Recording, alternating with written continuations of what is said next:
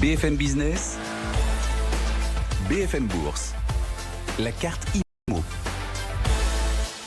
Et aujourd'hui, on va se pencher sur les solutions technologiques qui permettent de gérer un bien en location, de la gestion des comptes à la déclaration fiscale, en passant par la rédaction des baux et des quittances de loyer. Ça peut parfois être fastidieux, surtout lorsqu'on n'est pas rodé sur la question. On va en parler avec Christophe Duprat. Bonjour. Bonjour. Vous êtes cofondateur de Klower. Vous définissez Klower comme un assistant de gestion locative intelligent. C'est ce que dit votre site. Alors, c'est un logiciel ou plutôt une application, notamment disponible sur smartphone. Expliquez-nous. Exactement. Aujourd'hui, c'est une application disponible sur smartphone. Demain, elle sera aussi disponible sur le web. Et donc, c'est une application qui intègre des technologies tout à fait novatrices dans le monde de l'immobilier, en particulier des technologies bancaires. J'y reviendrai. L'objectif de cette application, c'est vraiment de simplifier la vie des investisseurs immobiliers, d'alléger leur charge mentale. Ça paraît simple, mais pourtant, comment est venue cette idée ? Alors ça paraît simple, mais en fait ça répond à plusieurs irritants qui ont été observés par plusieurs personnes finalement. Par moi en premier, j'ai effectivement à un moment vécu à l'étranger, en expatriation, et donc j'ai loué mon logement personnel pendant une période de 2 ans. Et donc je me suis rendu compte qu'il fallait justement trouver des locataires, qu'il fallait faire une déclaration fiscale, qu'il fallait pour ça faire sa comptabilité. Et donc je me suis retrouvé à devoir rechercher une année entière de factures liées à un logement, devoir scanner tout ceci, devoir partager ces mêmes factures sur un cloud d'un comptable. Et je me suis dit que ça prenait en fait des heures et que tout ceci pourrait être vraiment automatisé grâce à des technologies bancaires qui sont aujourd'hui, qui permettent de faire ceci aujourd'hui. Vous dites que c'est très utile pour ceux qui habitent à l'étranger, qui ont des logements en France en location. C'est pas la seule cible. C'est pas la seule cible. La cible, elle est beaucoup plus large. Elle est finalement toutes les personnes qui ont des logements en location, que ce soit de la longue durée ou même de la courte durée. Bien que bien sûr, en ce moment, elle n'a pas forcément beaucoup le vent en poupe. La location de meublé, je crois que ça fait partie de votre cœur de cible. Ça fait partie du cœur de cible parce que la location meublée a finalement un traitement comptable qui nécessite la plupart du temps la présence d'un cabinet comptable ou d'un expert comptable. Aujourd'hui, ces éléments qui coûtent très cher, entre 600 et 1000 euros en général chaque année. Et donc aujourd'hui, on parvient finalement à intégrer ces éléments-là techniquement avec donc une technologie d'automatisation qui du coup forcément arrive à une baisse drastique du prix. Est-ce qu'il faut un nombre de logements minimum pour que ce soit intéressant à la fois en termes de logistique et en termes de budget ? Alors en termes de budget, nous aujourd'hui chez Klower, on propose un abonnement à partir de 3 logements. Mais dès un seul logement, on fait déjà des économies énormes. Avec 3, c'est bien sûr là qu'on maximise, qu'on commence à maximiser l'économie et la simplification de la vie du bailleur locatif. Mais dès le premier logement, on est déjà rentable. Alors, vous permettez de gérer des logements en France. Est-ce qu'on peut utiliser cette même application pour des appartements ou des maisons qu'on louerait à l'étranger ? Alors aujourd'hui, l'étranger n'est pas encore couvert. La France est déjà finalement un terrain de jeu fiscal assez avancé. On a en France 48 régimes fiscaux.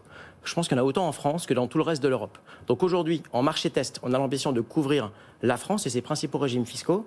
Demain, effectivement, quand on aura fait cette preuve de marché en France, là par contre, on ira tester ce même outil avec des régimes fiscaux et des lois aussi qui encadrent la location dans les pays frontaliers. Vous dites c'est pour les investisseurs particuliers. Est-ce que vous allez avoir aussi une cible professionnelle ?